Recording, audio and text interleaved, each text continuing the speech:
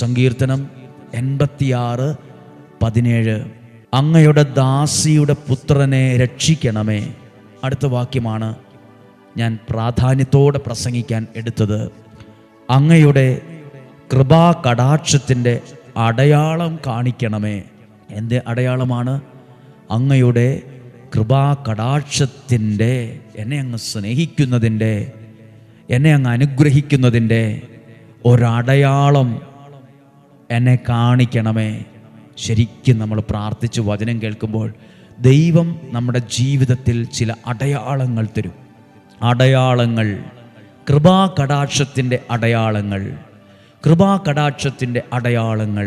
നിയോഗ പ്രാർത്ഥന എന്ന് പറഞ്ഞാൽ 31 ദിവസം എന്നറിയാമോ? കൃപാകടാക്ഷത്തിൻ്റെ അടയാളങ്ങളാണ്.